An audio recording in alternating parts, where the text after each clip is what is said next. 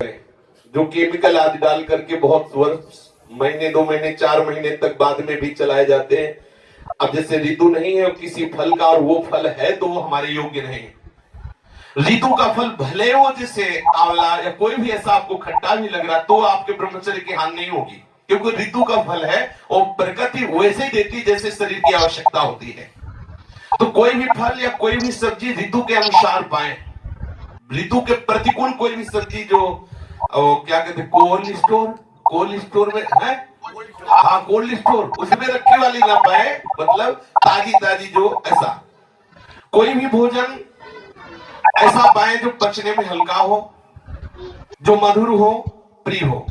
गेहूं की रोटी, चावल, जौ की रोटी, साठी, मूंग, अरहर, चना, दूध गाय का, थोड़ा घी, चीनी, सेंधा नमक, शकरकंद और शुद्ध ऋतु के फल व सब्जी, ये आहार कभी आपके ब्रह्मचर्य को दूषित नहीं होने देंगे, पर्याप्त है। अब अगर बढ़िया ये सात्विक आहार मिले तो शरीर भी स्वस्थ रहेगा, बुद्धि भी स्वस्थ रहेगी। और राजसी आहार जाते ही काम का अंदर स्फुरण होने लगेगा। अत्यंत उष्ण गर्मा गर्म एकदम निकल रहा है, गर्मा नहीं साधक को पा रहा, जब तक धुआं निकलता हो तब तक नहीं पा रहा, धुआं थोड़ा निकल जाए, वो एकदम नहीं लोग निकलते हैं एकदम गर्मा, ये साधक के लिए ब्रह्मचर्य के लिए हानिकारक। कड़ुआ, एकदम कड़ुआ बिल्कुल नहीं पाना, एकदम तीखा नहीं पाना, बहुत नमक पड़ा हुआ नहीं पाना, अत्यंत मीठा अधिक मीठा नहीं पाना, रूखा एकदम नहीं पाना, चटपटा नहीं, खट्टा आम की खटाई ये खटाई नहीं, और अधिक तेल युक्त, दोष युक्त, गरिष्ठ पूड़ी कचौड़ी मालपुआ समोसा ये नहीं। जो कचौड़ी पूड़ी मालपुआ, ये लाल मिर्च बिल्कुल नहीं, हींग नहीं, विशेष तेल का प्रयोग नहीं, प्याज लहसुन का तो किसी भी तरह से प्रश्न नहीं, गाजर नहीं, उर्द नहीं, सरसों का अधिक सेवन नहीं, कोई भी मसाला नहीं, मांस मछली कछुआ अंडा शराब चाय कॉफी कोकीन चरस चंडू ये सब नहीं। ये आहार पाते ही आपको चंचल बना देगा, कामी बना देगा, क्रोधी बना देगा, लालची बना देगा, पापी बना देगा। आप पाके देख लीजिए पक्का।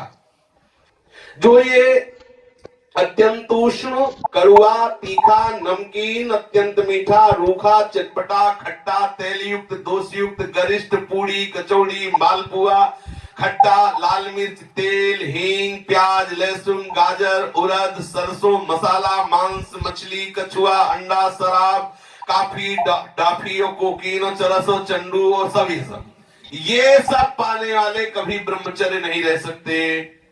इनसे निश्चित पाप के आचरण बनेंगे, रोग शोक दैन्य बढ़ेगा, आयु तेज सामर्थ्य सौभाग्य नष्ट होगा। राजसी पुरुष कभी ब्रह्मचारी नहीं हो सकता।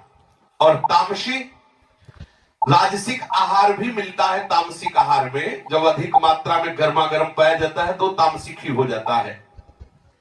इसके अलावा जो बासी भोजन है, जो रसहीन भोजन है, जो दुर्गंध युक्त भोजन है, जो जूठा भोजन है, सड़ा हुआ भोजन है, जिस तेल में कई बार पकवान बनाए गए हो उस तेल में बना हुआ, ये सब तमोगुणी भोजन है। भले एक बार निकल गया 2 बार निकल उसी में निकाल, अब दुकानों में तो यही होता है, उसमें थोड़ी कि एक बार निकाल के वो घी हटा दिया या तेल हटा दिया, वो तो जब तक उसमें जान रहेगी, मक्खी भी गिरी तो पड़ी रही 24 घंटा, दूसरे दिन छन्नी से निकाल लिया, उसका भी रस उसी में गया और बन के गरम गरम जलेबी आई, बोले जय राधा वल्लभ लाल के चक पार, बहुत संभल के भाई। एक घी या तेल के पदार्थ जो जिससे कई बार निकाला जा चुका है वो पकवान तमोगुणी हो जाता है, घृणित हो जाता है, निंदनीय हो जाता है, उसे नहीं पाना चाहिए। तामसिक आहार बिल्कुल ब्रह्मचर्य के लिए घातक है और राजसिक आहार भी। तामसिक आहार पाने वाला वो राक्षस बन जाता है, उसके अंदर पूरी राक्षसी वृत्ति होती है। ऐसा पुरुष सदैव रोगी दुखी बुद्धिहीन क्रोधी लालची आलसी दरिद्र अधर्मी पापी और अल्पायु होता है।